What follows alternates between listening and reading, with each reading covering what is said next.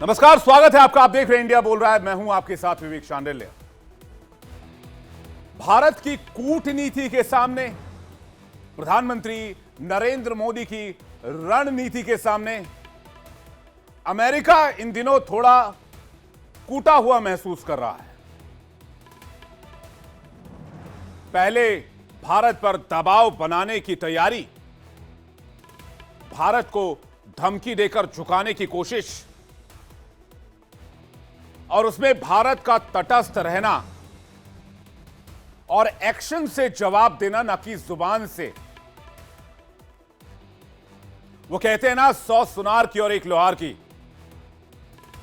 तो 100 ट्रंप की और एक प्रधानमंत्री नरेंद्र मोदी की। तस्वीर साफ हो गई। अमेरिका भारत से अब रिश्ते बेहतर करना चाहता है, लेकिन भारत ने कभी अमेरिका को धमकी नहीं दी। तो कैसे इस कूटनीति ने काम किया है और अमेरिका ने क्यों सरेंडर किया है, आज की डिबेट में इसी पर चर्चा। अमेरिका भारत की कूटनीति के सामने थका हुआ और पस्त महसूस कर रहा है।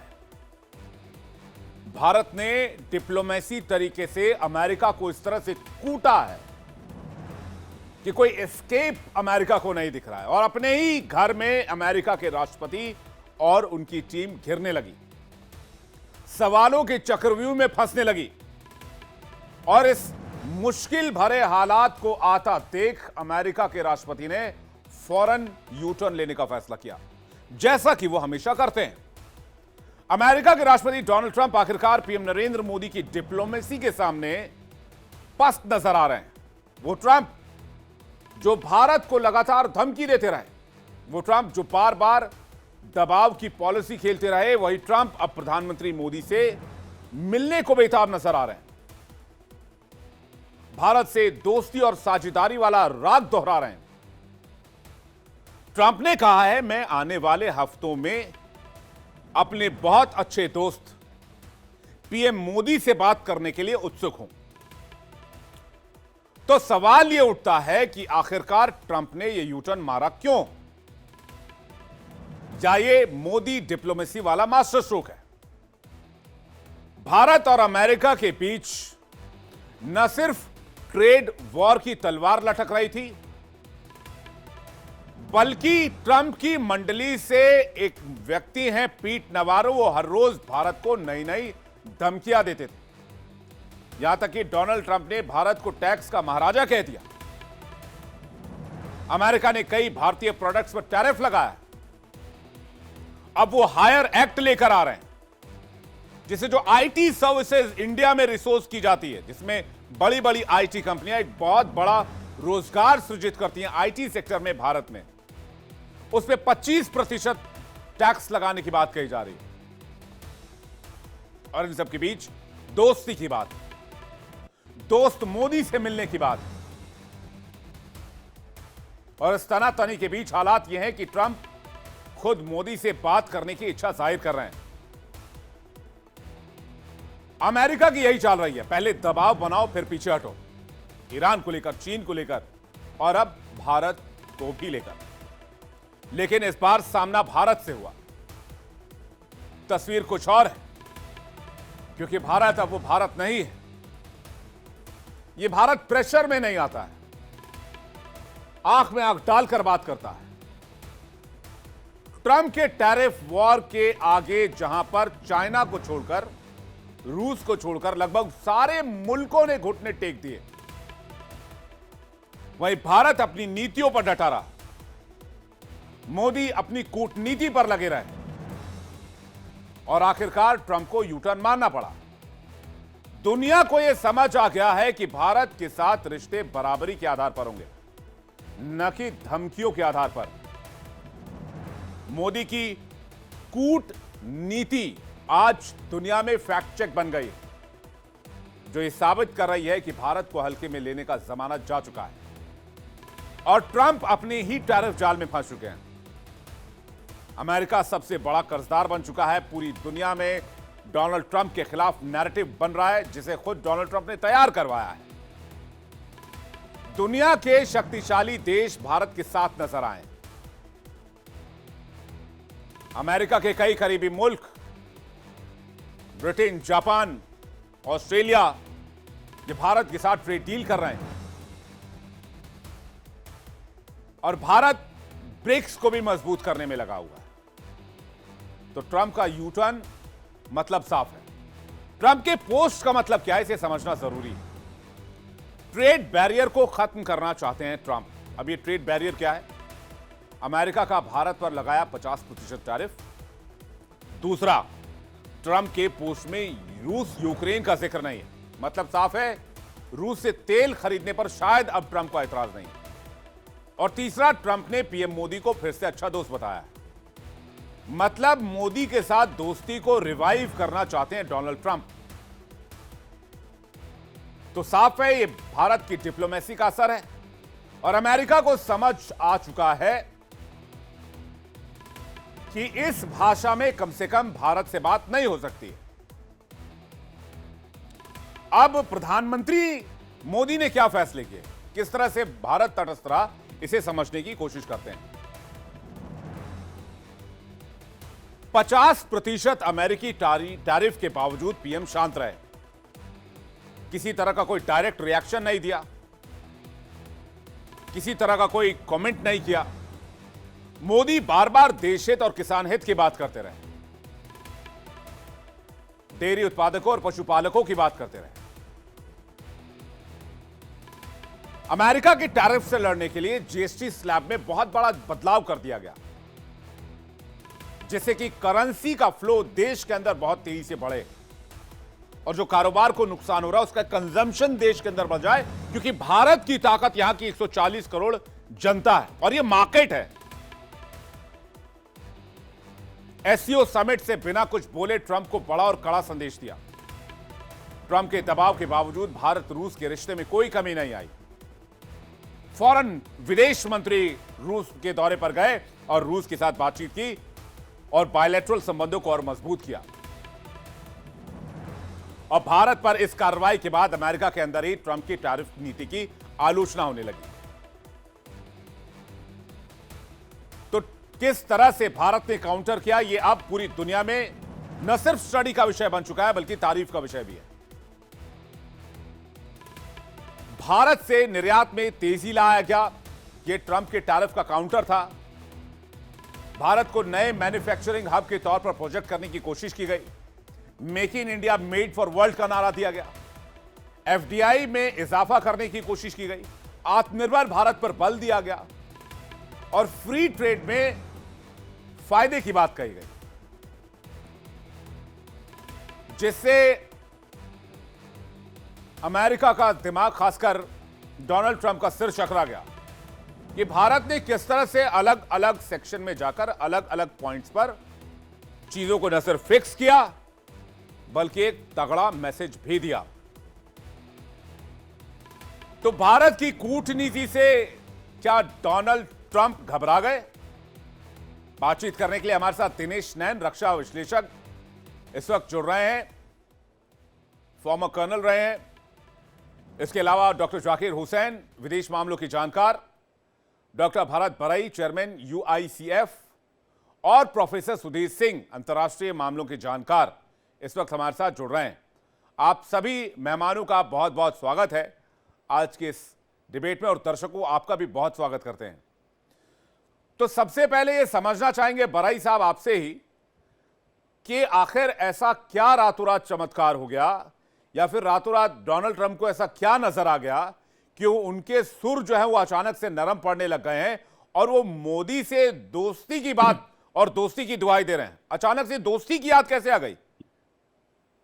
देखो, भारत एक देश, दुनिया का सबसे बड़ा देश है और वो भी लोकतांत्रिक देश है। अमेरिका भी एक लोकतांत्रिक देश है। उन जो बोल रहे थे पीटर नवारो, उसकी क्रिटिसिज्म काफ़ी क्वार्टर्स में हुई है। रिपब्लिकन पार्टी के लोग और डेमोक्रेटिक पार्टी के लोग और इंडियन अमेरिकन्स, सब लोगों ने बताया कि जो हो रहा है भारत और अमेरिका के बीच, जो प्रेसिडेंट ट्रंप कर रहे हैं वो बिल्कुल ठीक नहीं है। उनको भी मालूम पड़ा कि भारत झुकने वाला नहीं है। अगर उनकी एक्सपोर्ट कम हो गई तो दूसरी जगह करेंगे। तो ट्रंप को मालूम हो गया कि ये करने से अमेरिका को कोई फ़ायदा नहीं है, और उसका विरोध कोर्ट में हो रहा है, क्योंकि कोर्ट में काफ़ी टैरिफ को चैलेंज हुआ है। फेडरल कोर्ट ने तो बताया है कि ये अवैधानिक है, और देखिए सुप्रीम कोर्ट में क्या होता है। तो जो सेनेटर और कांग्रेसमैन हमारे दोस्त हैं, हम उससे बात कर रहे हैं, वो भी वाइट हाउस को बता रहे हैं कि भाई ये बंद करो, उसका रास्ता निकालो फ्रेंडली तरीके से। तो मेरा ख्याल है कि वही हो जाएगा। देखो, भारत और अमेरिका के बीच बहुत समानता है। हम्म। 55 लाख भारतीय अमेरिका में रहते हैं। सबसे ज़्यादा स्टूडेंट्स यहाँ आते हैं। H1 वीज़ा वाले सबसे ज़्यादा आते हैं। हम्म। अपने का भी भारतीय लोग यहाँ CEO भी है। तो अमेरिका भी एक इंग्लिश स्पीकिंग देश है, लोकतांत्रिक देश है। तो दोनों के बीच समानता इतनी है। हम मिलिट्री एक्सरसाइज कर रहे हैं, हम इंटेलिजेंस शेयरिंग कर रहे हैं। America is the largest export market for India. So we, तो अपने को मिलकर उसका समाधान करना बहुत ज़रूरी है। और अब ट्रंप साहब को भी मालूम पड़ गया है कि वो भी करना ज़रूर है, तो ये अच्छा है।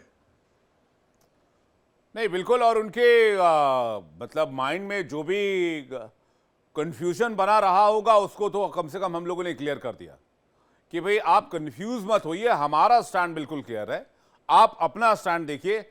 लेकिन एक बात तो क्रक्स तो इसका यह निकलता है कि डोनाल्ड ट्रंप साहब को लेकर आश्वस्त नहीं हुआ जा सकता है, और उनको बहुत वो बात सही है। श्योरली लेकर नहीं चला जा सकता है कि वो कब पलट जाएं, कब घूम जाएं, कब क्या फैसला कर लें। इसके लिए सचेत रहना होगा, अलर्ट रहना होगा, कम से कम ये एक क्रक्स तो निकल कर आता है। लेकिन ये जो भारत ने डिप्लोमेसी पेश की है जाकिर हुसैन साहब, ये डिप्लोमेसी एक नजीर है जहां तक मैं देख पाता हूं, क्योंकि डायरेक्ट कोई एक्शन नहीं लिया गया। मैंने भी अपने शो में कई बार, आप भी आए, हमने भी जिक्र किया कि भारत को काउंटर टैरिफ लगाना चाहिए, एक्शन लेना चाहिए। जितना टैरिफ उनमें लगाया हमें सारे प्रोडक्ट्स पर लगाना चाहिए। हम 9-9.5% का टैरिफ लगा रहे कई प्रोडक्ट्स पर। लेकिन इतने प्रेशर के बावजूद एक संयम रहने का जो परिचय भारत ने दिया, और उसके बाद अब देख रहे हैं कि अमेरिका का टोन बदला हुआ है, वो सरेंडर करते नजर आ रहे हैं। देखिए, टैरिफ से ज़्यादा हमने बहुत ही खतरनाक स्टेप लिए जो ट्रम्प और अमेरिका दोनों के लिए बहुत ही गलत साबित हुआ। नंबर एक, हमने जो है मल्टी इंगेजमेंट पॉलिसी अडॉप्ट किया, अपनी आर्थिक जो है डोमेस्टिक इकोनॉमी को सुदृढ़ किया। तीसरा जो है, हम अपने पॉइंट पे डटे रहे, हम ना तेल कम करेंगे और ना हम अपनी मार्केट खोलेंगे। ये सारी चीज़ें बहुत ही स्ट्रांग मैसेज ट्रम्प को दिया। और आपकी ये बात सही है कि ट्रम्प कल क्या करेंगे, लेकिन उनको एक बैक फुट पे आना पड़ा और कहा कि हम मोदी जी को सबसे अच्छा फ्रेंड मानते हैं और हम ट्रेड नेगोशिएशन जो कि रुक गया था उसको फिर से रीस्टार्ट करते हैं। और मुझे एक चीज़ और लगती है कि भारत ने दो एक्शन और लिए। चाइना एससीओ में गए, मिले, और साथ ही साथ फिर हमने ब्रिक्स में भी जो स्टैंड लिया, प्राइम मिनिस्टर मोदी ने एड्रेस नहीं किया। सेकंड, यूएनएससीए की मीटिंग जो हो रही है अगले महीने, उसमें हम जाने से इनकार कर दिया। तो ट्रम्प को ये भी लगा कि भारत कहीं इतना नहीं दबाया जा सकता अब जितना वो सोच रहे हैं। और ट्रम्प शायद ये सोच रहे थे कि भारत, प्राइम मिनिस्टर मोदी जो है यूएनजीसीए में वाशिंगटन जाएंगे तो वहाँ साइडलाइन में एक मीटिंग अरेंज होगी, लेकिन वो भी नहीं हुई। तो मुझे ये लग रहा है कि ट्रम्प चाहते हैं कि प्राइम मिनिस्टर मोदी जो है अमेरिका यूएनजीसी को अटेंड करने के लिए आए और वहाँ पे कुछ बातचीत हो।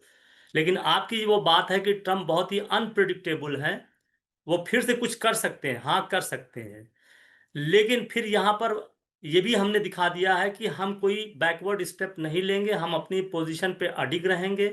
आपको बात करना है तो सारे जो है कंटूर्स को हमने क्लियर कर दिए हैं, उस पर बात करना हो तो करिए, क्योंकि हमने अपना ट्रेड डाइवर्सिफाई कर दिया है, हमने रिलेशन डाइवर्सिफाई कर दिया है, हमने हमने डोमेस्टिक इकोनॉमी को भी मजबूत कर दिया ताकि परचेजिंग पावर बढ़ गया। जीएसटी का जो रिफॉर्मेशन किया, अगर हमारी परचेजिंग पावर जो है 70% जीडीपी हो जाती है तो ट्रेड का बहुत हद तक, जो कि करीब 80-85 बिलियन डॉलर का एक्सपोर्ट होता है, वो हम एब्जॉर्ब कर लेंगे। लेकिन अमेरिका को क्या नुकसान होगा, अभी जो उसकी जो है प्राइस राइज हो रही है, चीज़ों की किल्लत पड़ गई है, एक डिमॉन्स्ट्रेशन जिस लेवल पे हो रहा है, तो शायद ट्रम्प को 2026 के मिड में जो कांग्रेस का इलेक्शन होगा उसमें एग्जैक्टली रिकवरी नहीं एग्जैक्टली होगी। एग्जैक्टली, जिसके लिए जी कैंपेन अभी से शुरू भी होने लग गए हैं। एग्जैक्टली जी हाँ, वो उनको दिख रहा है कि वहां पर पेच फंस रहा है मिड टर्म जी इलेक्शंस में। जी। तो ये सारी चीजें जो है ट्रम्प ये भी जानते हैं कि एक तरीके से प्रेशर डालो फिर रिलीज करो, फिर प्रेशर डालो फिर रिलीज करो। लेकिन यहाँ पे तो उनको मुंह की खानी पड़ गई है। वही कहते हैं एक्शन स्पीक्स लाउडर। तो प्राइम मिनिस्टर ने जो मेच्योरिटी के साथ जो इस पूरे जो है नॉट को हैंडल किया है, इस पूरे जो है कॉम्प्लेक्स इश्यूज को हैंडल किया है, वो काबिले तारीफ है। और भारत की 21st सेंचुरी में क्या रणनीति होगी उसको भी क्लियर कर दिया है। America, Bharat, India is not a soft power, India is not a soft state, but India is not बड़बोला भी नहीं है। बिल्कुल एक जी अपनी एक जगह बैठा हुआ मेच्योरिटी का है। परिचय दिया है, एक जो जिस तरह से मेच्योर कंट्री रिस्पॉन्स करती है उस तरह का जी परिचय दिया। और उसमें दो चीजें साबित हुई। भारत संयमित होकर चीजों को देखता है, समझता है, उसके बाद एक्शन लेता है। और दूसरी तरफ डोनाल्ड ट्रंप के लिए ट्रस्ट डेफिसिट क्रिएट हो गया, जो एंगेजमेंट उन्होंने भारत के साथ रखा। इसलिए ट्रंप साहब आए तो थे यहां दबाव बनाने के लिए, लेकिन वो कहते हैं ना, बड़े बेआबरू होकर वो कूचे से निकले। अब हम देखते हैं कि पीटर नवारो को कब वो फायर करते हैं। अब फायर करें ना करें, लेकिन पीटर नवारो नहीं के करना, इतना कहने के बावजूद मतलब ट्रंप साहब कह दे रहे हैं कि मोदी हमारे अच्छे दोस्त हैं, और उधर वो नवारो कह रहे हैं कि उनके जो हाथ है वो खून से रंगे हुए हैं, यूक्रेनियों के खून से रंगे हुए हैं। तो ये तो दो अलग अलग स्टैंड हो गए। मुझे लगता है कि अब शायद इस पर डोनाल्ड ट्रंप ही कुछ बेहतरीन चीज बता सकते हैं कि भाई पीट नवारो को करेंगे क्या। कर्नल दिनेश हाँ नैन के पास जा रहा हूं। कर्नल साहब, क्या लग रहा है आपको, गेम देखिए कहां विवेक, पर, ये मैं नहीं गेम कहां समझता हूँ पलट कि जी, गेम कैसे पलटा है? Can you hear me? बिल्कुल सुन रहा हूं सर, बताइए।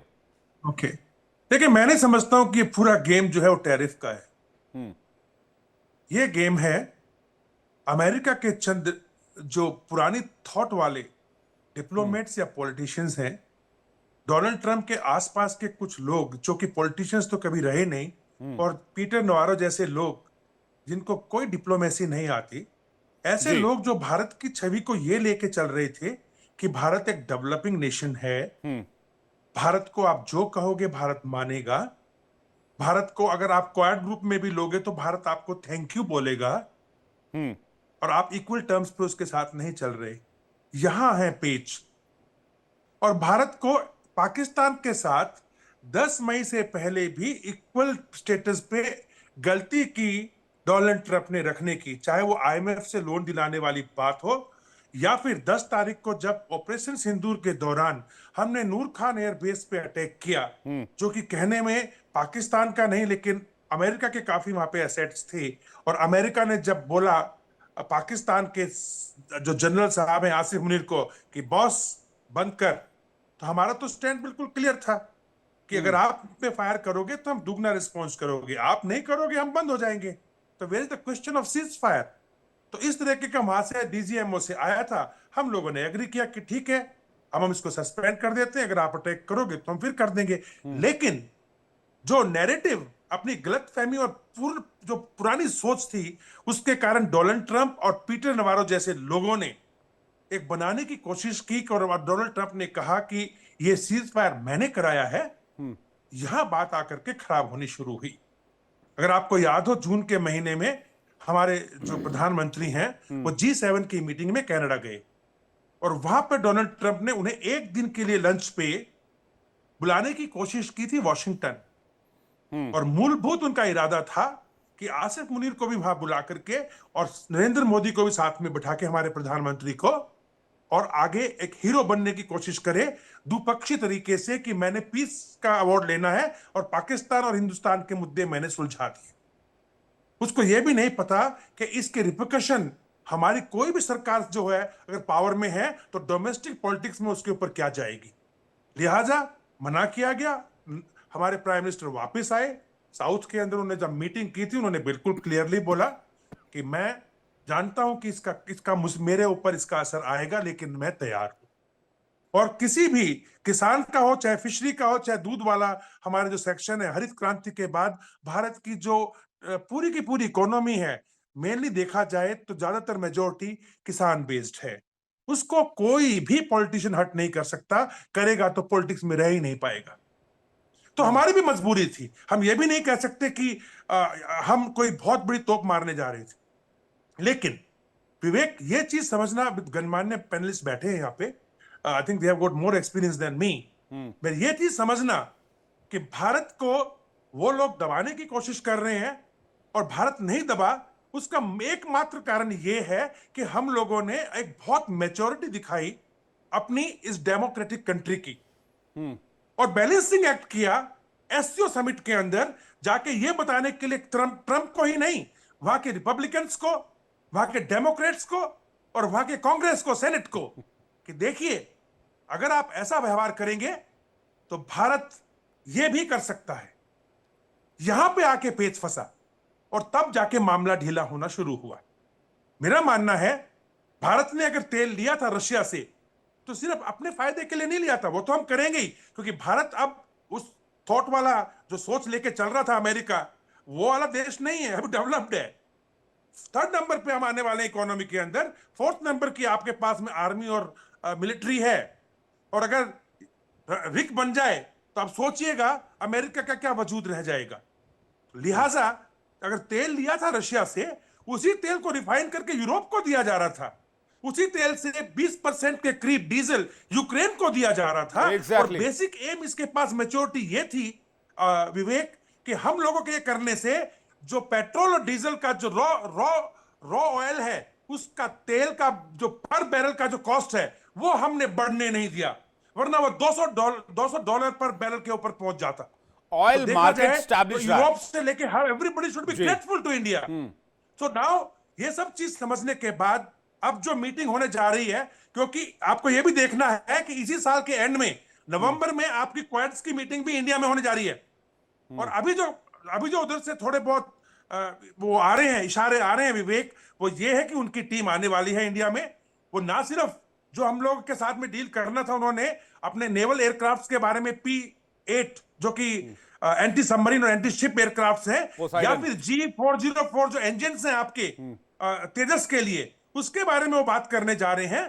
परंतु इसके बाद क्वाड की मीटिंग में भी भारत के सामने ये लोग आने जा रहे हैं, और भारत ने यही मैच्योरिटी दिखाई है कि उसने आनन फानन के अंदर एक डिप्लोमेटिक, एक जियोपॉलिटिकल लेवल के ऊपर अपनी मैच्योरिटी नहीं दिखाई, क्योंकि भारत जानता था स्ट्रेटेजिकली रशिया, अमेरिका को भी इंडिया उतना ही इंपॉर्टेंट है जितना इंडिया को अमेरिका।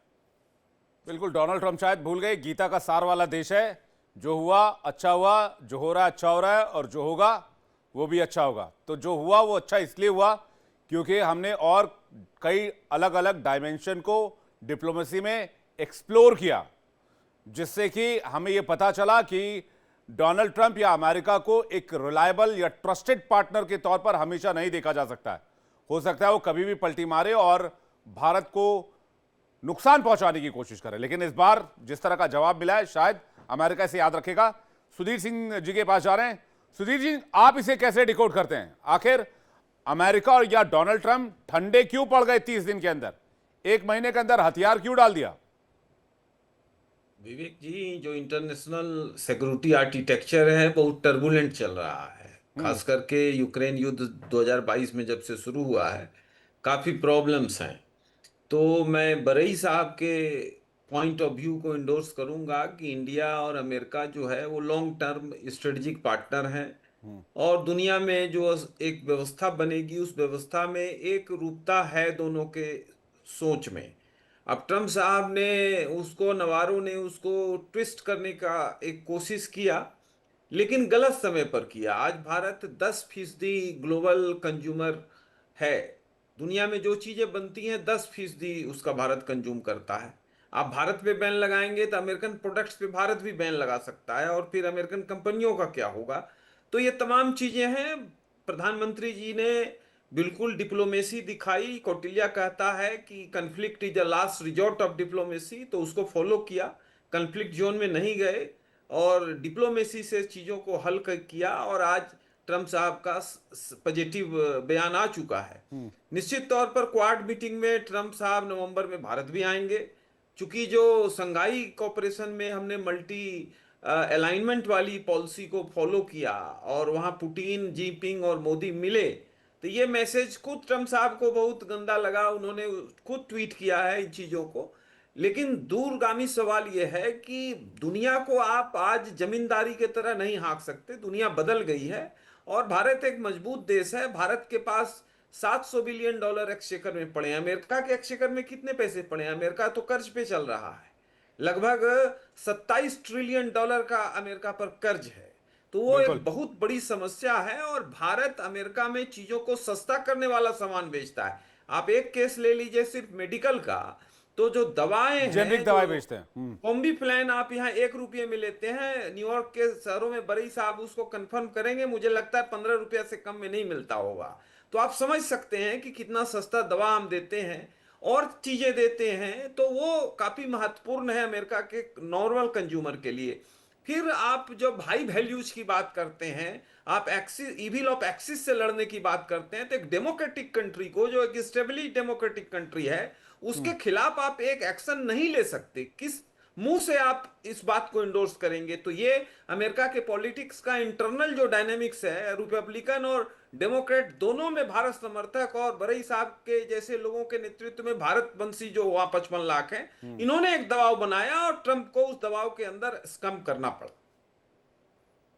नहीं, अभी तो मिड टर्म इलेक्शंस भी होने वाले हैं, तो ऐसा तो नहीं कहीं लग रहा हो कि 26 में ही नैया डावाडोल हो जाए और इलेक्शंस में नैया डूब ही जाए, इससे पहले कि डैमेज कंट्रोल कर लो, क्योंकि भारतवंशियों का एक बड़ा सपोर्ट ट्रंप के सेकेंड रिजीम में रहा है। ये भी उतना ही सच है जितना सच डोनाल्ड ट्रंप का दूसरा बार राष्ट्रपति बनना है। विवेक जी, अभी आया था कुछ न्यूज़पेपर में कि पूरे दुनिया में 380 के करीब भारतवंशी मेंबर ऑफ पार्लियामेंट या बड़े पोजीशन पे हैं, और अमेरिका में भी बरई साहब बताएंगे, मुझे लगता है स्टेट और सेंटर मिला करके कम से कम 15 लोग हैं वहां के असेंबली और कांग्रेस में मेंबर, और बहुत बड़े बड़े लोग हैं अमेरिका में। मैं वॉशिंगटन डीसी जा चुका हूं एक बार, तो मैंने देखा है।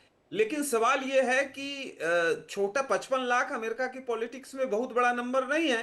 2% वोटर है, लेकिन 2% वोटर कम से कम 20 सीट तो हरा ही सकता है। ये तो बहुत ही महत्वपूर्ण है, जहां की नेक टू नेक फाइट है, नेल बाइट फाइटिंग है। तो निश्चित तौर पर वो भी एक कंपोनेंट जो है रहा होगा। बिल्कुल। और मैं इसी सवाल को लेकर बरई साहब के पास जा रहे हैं। बरई साहब, एक तो जो पूरी दुनिया में फजीयत हुई वो तो हुई हुई, अमेरिका के अंदर जो फजीयत हुई जिसके बारे में अभी थोड़ी देर पहले आपने जानकारी दी कि वो अमेरिका में भी कई फ्रंट पर घिर चुके हैं, लेकिन ये जो इलेक्शंस आने वाले हैं इसका क्या समरी है? क्या ये भी एक मेजर फैक्टर है कि वो जल्दी से जो है चीजें ठीक कर लेना चाहते हैं? ऐसा है, सिंह साहब ने बोला तो 6 कांग्रेसमैन भारत के मुल्क के अमेरिकी कांग्रेस में हैं, 445 में। सेनेट में कोई नहीं है अभी ना।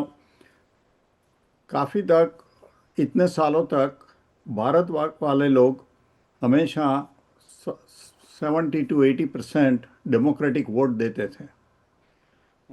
ये बार ये हुआ कि ट्रंप साहब को मेजॉरिटी 60 to 70% भारतीय लोगों के वोट मिले, उनको मालूम है।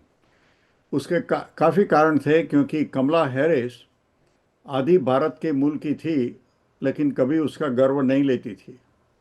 और कश्मीर के मामले में उन्होंने डेमोक्रेटिक पार्टी के एजेंडा में भारत की आलोचना की थी, और ह्यूमन राइट्स के बारे में भी उन्होंने आलोचना की थी। और खालिस्तानियों को प्रधानमंत्री 22 नवंबर डेलावेयर में मिले थे क्वाड की मीटिंग में। उसके 2 दिन पहले वाइट हाउस में उन्होंने खालिस्तानी लोगों को बुलाया था मिलने के लिए। तो बहुत भारतीय लोग नाराज थे कि ये क्या हो रहा है ना। उन्होंने स्टेट डिनर दिया था, प्रेसिडेंट बाइडेन ने, मुझको भी आमंत्रित मिला था, मैं भी स्टेट डिनर में था जब प्रधानमंत्री मोदी जी आए थे। तो भारतीय लोग काफ़ी नाराज थे कि कमला हैरिस क्यों इतना फेवर कर रही है खालिस्तानियों को, टेररिस्ट का। So this time majority Indians voted for Trump.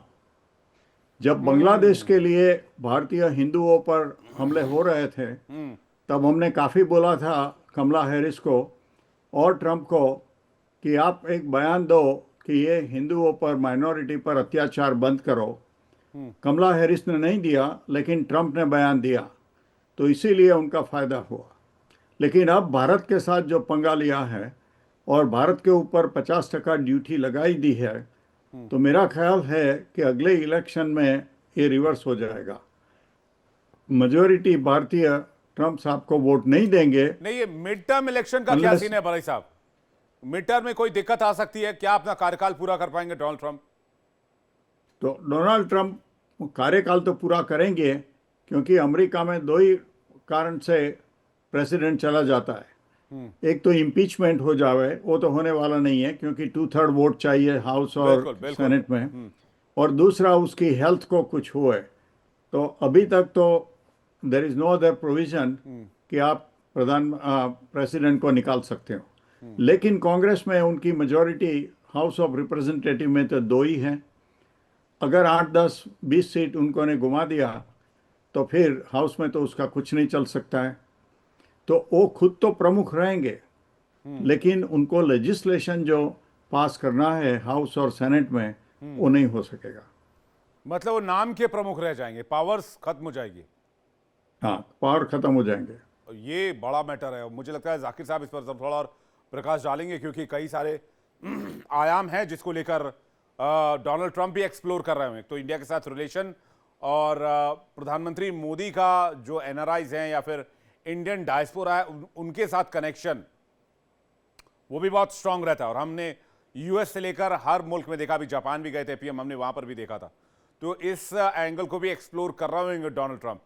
लेकिन ये एक बड़ा मैटर हो जाएगा आगे, जब इस बारे में बात बार बार की जाएगी कि भाई भारत पर प्रेशर बनाने की कोशिश की गई, भारत को दबाव में डाला गया, भारत से झुकने को कहा गया, भारत को जो है वो हर रोज ट्वीट करके और सोशल मीडिया पर जाकर 4 बातें लिखी गई। और इंटरेस्टिंग ये जाकिर साहब कि प्रधानमंत्री नरेंद्र मोदी ने अब तक सिर्फ डोनाल्ड ट्रंप के 2 ट्वीट का जवाब दिया है।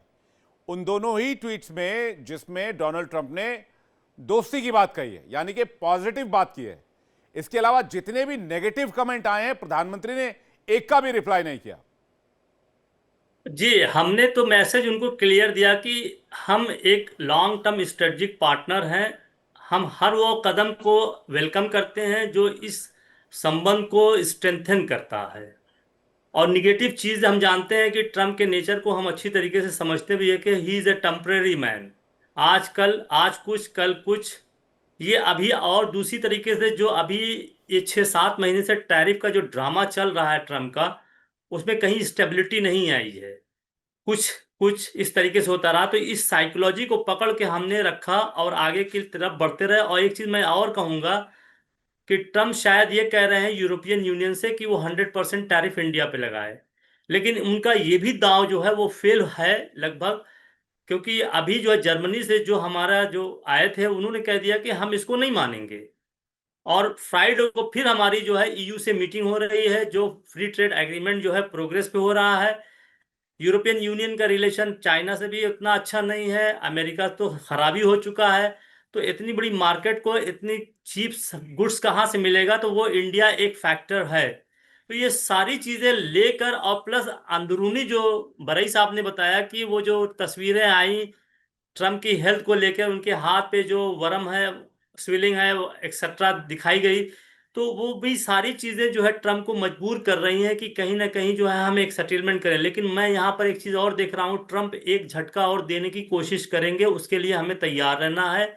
और हमारी जो है निगोशिएटिंग टीम है इस बात को समझती है, क्योंकि ट्रम्प भी दिखाना चाहेंगे हम भी नहीं झुके। तो दोनों तरफ से ये चीजें चल रही हैं। अब कहीं ना कहीं एक सामंजस्य बैठेगा। लेकिन इंडिया ने अपनी जो है पॉलिसीज क्लियर कर दी है, ना तो हम ब्रिक्स को कमजोर होने देंगे, ना तो हम तेल रोकेंगे। लेकिन साथ ही साथ ये भी कर दिया है कि अब तो अमेरिका के साथ साथ रिलेशन के साथ साथ ब्रिक्स पर भी उतना ही पैरेलली काम करना पड़ेगा जितना अमेरिका या बाकी देशों के साथ भारत डिप्लोमेसी पर जोर देता है। जी, उस पे जो है आप देखिए वो कह रहे हैं कि डी डॉलराइजेशन पे भी हम आगे आगे नहीं हुए हैं। हमने कहा कि ठीक है, हम डी डॉलराइजेशन काजान में हमने क्लियर कर दिया था कि हम डी डॉलराइजेशन के पक्षधर नहीं हैं। हाँ, कोई अपनी लोकल करेंसी में ट्रेड करना चाहे तो कर ले। तो ये सारे मैसेज जो है एक बहुत ही अरे मेच्योर भाई, मियाँ बीवी राजी तो लीडरशिप क्या, की बात है। जाकिर साहब, मियाँ बीवी राजी तो क्या करेगा काजी? जी भाई बिल्कुल, बात तो आपकी सही। रशिया और भारत सहमत हैं, हम रुपया और रशियन और करेंसी में अगर और व्यापार करेंगे एक बात तो ये फिर है क्या कि दिक्कत हमने, होनी चाहिए? फिर तो एक वही बात ये दादागिरी भी वाली है, बात आई ना। एक बात ये भी रशिया के बारे में हम बताएं आपको कि हमने बहुत ही अनकंडीशनल रशिया के साथ रिलेशन नहीं रखे हैं। हम्म। जहां पे हमको लगता है कि दोनों कंट्रीज की फ्रेंडशिप जो है वो चलती रहेगी, वो चीजें हमने की। साथ में अगर आप देखिए तो $24 बिलियन का हम आर्म्स अमेरिका से भी ले रहे हैं। तो ये तेल अमेरिका से भी हमने लिया है और ले रहे हैं, एलएनजी हम ले रहे हैं। तो हम इतनी बड़ी इकोनॉमी अरे है भाई साहब, हमारा।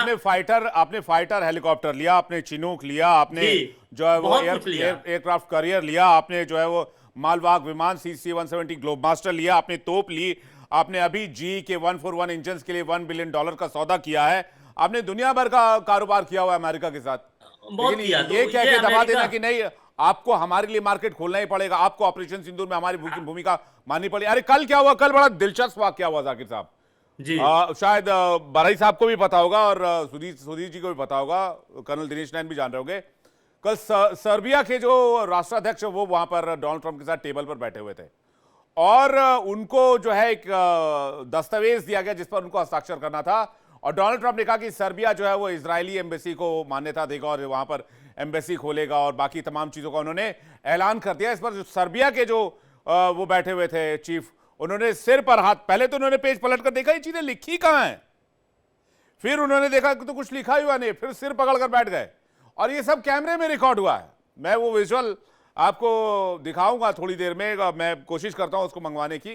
तो ये बड़ा कमाल इंसिडेंट हुआ और ऐसा ही कुछ हुआ था वियतनाम के साथ। ये वियतनाम, इंडोनेशिया, मलेशिया को टेलीफोनिक कॉल करके कर दिया, हम इतना एग्री हो गए, लेकिन पेपर में कुछ नहीं हुआ था। हाँ, तो ये उन्होंने हॉक्स की डिप्लोमेसी है। ये कहते हैं कि बस जैसे चाहो। अब ये अमेरिका को समझ में आ रहा है कि अमेरिका वर्ल्ड जो है वो 20वीं सेंचुरी का वर्ल्ड नहीं है। हम्म। एक नई जो है इमर्जिंग पावर्स आ रही हैं, उनके अपने नहीं कंटूर्स ये हैं सर, ये तो और कमाल है। डाइवर्सिफिकेशन सब कर रहे हैं, सबके पास किसी भी लिवरेजेस हैं। राष्ट्राध्यक्ष को आप बगल में बिठा दीजिए और क्या ऐलान कर दीजिए। ये तो मोदी जी को बगल में, मुनीर के बगल में बिठा कर ऐलान कर देते अगर हाँ मोदी जी बिल्कुल, पहले वो साल को नहीं उन्हीं भापे के होते। उन्हीं ये के हमने उन्हीं कश्मीर पे बात सहमत करा दी है, दोनों देश कश्मीर पे सहमत हो गए हैं और आपको जल्दी समाधान मिल जाएगा। फिर तो आगे कुआं पीछे खाई। अब आप उनका देखिए कि उन्होंने पेंटागन का नाम डिफेंस डिपार्टमेंट ऑफ वॉर कर दिया, तो उससे वहां पर बहुत ही नाखुश है लोग कि बिलियंस ऑफ डॉलर का एक्सपेंडिचर बढ़ा दिया बिला वजह। तो ये मतलब क्या हरकत कर रहे हैं, अमेरिका को क्या फायदा होगा। एलन मस्क जो उनको मतलब 260 मिलियन डॉलर उनके इलेक्शन पे खर्च किया, उसको निकाल के बाहर कर दिया दूध की मक्खी की तरह। तो ये मतलब अब जो है पिछला दौर देखिए उनका, तो कई लोगों को हायर एंड फायर किया। आज ये दौर फिर चलने वाला है। ये बहुत मुश्किल समय है, खासकर अमेरिका के अलाइज के लिए। भारत तो सरवाइव कर जाएगा। भारत पिछले रिसेशन में भी, जब वर्ल्ड रिसेशन हुआ था, अमेरिका में रिसेशन हुआ था, तो भारत सरवाइव कर गया था। इस बार भी भारत सरवाइव कर जाएगा अगर अमेरिका से रिश्ते थोड़े बहुत इम्बैलेंस होते भी हैं तो। लेकिन आप देखिए, एक ऐसा राष्ट्रपति, माफ कीजिएगा ऐसा कहना पड़ रहा है, जो झूठ बोलता है, राष्ट्राध्यक्षों के सामने झूठ बोलता है, झूठे दावे करता है, फेक प्रॉमिसेस करता है, फेक इंफॉर्मेशन फैलाता है और अपने बयानों पर यूटर्न लेता है, फैसलों पर यूटर्न लेता है, दुनिया के अलग अलग देशों को टैरिफ की धमकी देता है, व्यापार की धमकी देता है। This is very serious condition for world order. Colonel साहब, इस पर मैं आपका रिएक्शन चाहूंगा, उसके बाद सुधीर जी आपके पास आ रहा हूं। देखिए विवेक, डोनाल्ड ट्रंप को अगर हम बोलें कि वो एक पॉलिटिशियन है तो मैं कहूंगा नहीं, वो बिजनेसमैन है। एंड जो वो कर रहे हैं एक प्रेसिडेंट की चेयर पे बैठ के, अमेरिका के प्रेसिडेंट होने के नाते, आई थिंक वो बिजनेस की डील्स, कोई किताब लिखी थी उन्होंने, art of dealing. Donald Trump को वो उसी बिजनेसमैन पे कहना उलझा मुझे हुआ लगता है बिजनेसमैन का अपमान होगा, क्योंकि उनमें भी कुछ, उनमें भी एथिक्स होता है, उनमें भी उनके भी कुछ वो होते हैं। नहीं, बट विवेक वो अपने आप को मानता तो है ही, उसमें आप उसको आप डिनाई नहीं कर सकते हैं। लेकिन ये आदमी बहुत एरोगेंट, और जिस तरीके से इसने हेड ऑफ स्टेट, चाहे वो साउथ अफ्रीका के थे, चाहे जेलेंस्की थे, चाहे मार्क अपना ये थे फ्रांस के जो प्रेसिडेंट थे, वो थे, या फिर आप जर्मनी के चांसलर देख लीजिए, जितने भी इनके पास आए, जिस हिसाब से उन्होंने उनको व्हाइट हाउस के अंदर, ओवल ऑफिस के अंदर बैठा करके बेइज्जती की कैमरों के सामने, मैं समझता हूं कि वो बहुत ही एक मीन बात थी, और ये दिखाता है कि डोनाल्ड ट्रंप का एक पर्सनल कैरेक्टर क्या है। और अगर इसी बात को थोड़ा सा अगर आप इंडिया के पहलू में जाकर देखें, तो डोनाल्ड ट्रंप क्या कर रहा था जब प्रधानमंत्री ने मना कर दिया वॉशिंगटन के अंदर जाने के लिए? उसके बाद क्या कर रहा था? वो फ्रस्ट्रेशन में आ गया था। फ्रस्ट्रेशन में आसिफ मुनीर को अपने पास लंच पे बुला रहा है। फ्रस्ट्रेशन में बिटकॉइन का वहां पे एक बिजनेस शुरू कर रहे हैं, कभी ऑयल निकालने की बात कर रहे हैं, $400 मिलियन F-16 को रिपेयर करने के लिए दिए जा रहे हैं। इस तरह की सारी हरकतें उसने करनी शुरू कर दी।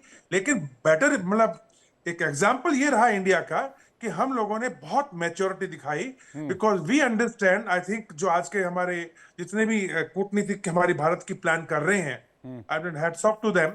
उन्होंने बिल्कुल एक संयम बना के रखा, और ये जो संयम है यही आपकी ताकत बन गया है। ये संयम ही आपकी ताकत है आज की तारीख में। और अभी जो होने जा रहा है, मैं मानता हूं कि ये डोनाल्ड ट्रंप की आदत है कुछ टेढ़ा मेढ़ा जाने की, लेकिन शायद इतना सबक अब मिल चुका है कि भारत को, मैं बताता हूं आपको, जो अभी एससीओ समिट जब हुई थी विवेक, तो जो तीनों मिले थे प्रधानमंत्री नरेंद्र मोदी जी और पुतिन और शी जिनपिंग, जब इकट्ठे हुए थे, वो इतनी खतरनाक पिक्चर नहीं लगी थी ट्रंप को। सबसे ज्यादा खतरनाक पिक्चर ट्रंप को वो लगी थी जब प्रधानमंत्री और पुतिन एक कार में बैठ के, और वो भी करीब 40 मिनट तक अकेले में बात कर रहे थे। और यहां पे आकर के उसको लग गया था कि अगर आप ज्यादा इसके अंदर आगे जाओगे, और शायद इनके आसपास जो वो तो डोनाल्ड खबर ट्रंप के आसपास जो कर्नल टीम है, साहब, वो उसके पीछे की खबर ये आई कि भाई कयास ये लगाया गया, या पुतिन के पास ये मैसेज था कि CIA के एजेंट्स जो हैं वो SCO के मीटिंग्स में हर जगह हो सकते हैं, इसलिए कोई ऐसी मुफीद जगह चाहिए जहां भारत और रशिया के राष्ट्राध्यक्ष बहुत गोपनीय तरीके से और बहुत खुले तौर पर बात कर पाए बिना किसी लाग लपेट के। तो वो CIA के जासूसों से बचने के लिए पुतिन ने फौरन यह फैसला किया था, और तब जाकर वो मीटिंग कार में संपन्न हुई थी। ये जानकारी निकलकर सामने आई थी जी। तो क्योंकि देखिए, डोनाल्ड ट्रंप एक एक सेकंड का अपडेट चाहते थे SCO से, एक एक लाइन का अपडेट चाहते थे, क्या क्या बातचीत हो रही है, सारा इंफॉर्मेशन चाहिए था उनको। जी जी। तो विवेक, डोनाल्ड ट्रंप का फिर बयान आ गया था कि मैंने रशिया को और इंडिया को जो है वो खो दिया है, और चीन के साथ ना चली जाए। लेकिन एक बात समझने की ये है कि डोनाल्ड ट्रंप को तो जैसे सभी ने बताया अभी किस टाइप का इंडिविजुअल उसकी पर्सनैलिटी है, लेकिन हमारे लिए खतरे की बात यह है कि उनके आसपास जितने भी उनके जो लोग हैं, चाहे मार्को रूबियो ले लो, चाहे आप उनका ये पीटर जो था, पीटर है वो ले लो, ऐसे लोग जो हैं, ना तो ये अच्छे डिप्लोमेट्स हैं, ना ही कोई राजनीतिज्ञ हैं। और एक एग्जाम्पल ये कह सकते हो कि एक तो करेला और ऊपर से नीम चढ़ा, तो अब ऐसे में किया क्या जाए? तो मैच्योरिटी ही दिखानी पड़ेगी, और शायद उस समय का वेट करना पड़ेगा। करेला का कड़वापन उतारने का तरीका हमें आता है, हम करेले को चाशनी में डाल देंगे और बताइए, करेला भी मीठा हो जाएगा। हमारे पास तो जुगाड़ है ना, तो वैसे भी बहुत जुगाड़ से बहुत सारा काम कर लेते हैं हम भारतीय। हम हिंदुस्तानी जुगाड़ टेक्नोलॉजी भी रखते हैं अपने पास, एक जो हमारा सीक्रेट वेपन है। मैं जोक्स अपार्ट, मैं सुधीर जी के पास जा रहा हूं। सुधीर जी, कम से कम एक लेसन तो मिला है, लेकिन फिर भी डोनाल्ड ट्रंप ट्रस्ट के काबिल तो नहीं है जिस तरह का ट्रस्ट डेफिसिट उन्होंने क्रिएट किया है। क्या भारत को विश्वास करना चाहिए उनके ट्वीट्स पर, या वो सोशल मीडिया पर जो लिख रहे हैं? देखिए, जो 2000 ईस्वी में अटल बिहारी वाजपेयी व्हाइट हाउस में थे, उन्होंने कहा कि India America are natural allies. तब से दोनों तरफ से काम हुआ। वॉशिंगटन DC या दिल्ली में जिसकी भी शासन आई, जिस पार्टी की आई, अमेरिका भारत रिलेशन को उन्होंने मजबूत किया। बड़ी मेहनत की गई 25 वर्षों में। ट्रंप साहब के इस हरकत से उस पर काफी डेंट पड़ा, खास करके पब्लिक परसेप्शन जो है वो काफी अब खिलाफ हो गया है। सामान्य जन से आप बात करेंगे तो वो चीन को जितना गाली दे रहा है, उतना आज अमेरिका को भी देने लगा है। ये अमेरिकन फॉरेन पॉलिसी मेकर्स को, जी, उस फॉरेन पॉलिसी मेकर्स को ये चीज समझने की जरूरत है कि ये स्थिति अनवांटेड क्यों क्रिएट की गई। निश्चित तौर पर हमारे पैनलिस्ट ने कहा कि ट्रंप साहब जो है वो नौनहा है बिल्कुल फॉरेन पॉलिसी के क्षेत्र में, ये बात सही है। और उनके जो विदेश मंत्री हैं वो भी कोई खास नहीं है, वो भी संभाल नहीं पाए स्थिति को। लेकिन अच्छी बात इससे ये निकल के आई कि भारत प्रधानमंत्री मोदी के नेतृत्व में एक मजबूत और सबल भारत कूटनीति के लिहाज से एक वैश्विक शक्ति के लिहाज से इस संकट से उभर करके बाहर आया है। देखिए, शांति से अगर कोई स्थिति हल हो जाती है तो उससे बेहतर कूटनीति में कोई नहीं होता है। अमेरिका के साथ हमारा लगभग $200 बिलियन का ट्रेड है और 2030 में ये $500 बिलियन तक पहुंचना है। और ये भी हमें नहीं भूलना चाहिए कि करीब $60 बिलियन हमारे तरफ सरप्लस है। चीन के साथ जो हमारा व्यापार है वो $125 बिलियन में $90 बिलियन उनके तरफ सरप्लस है।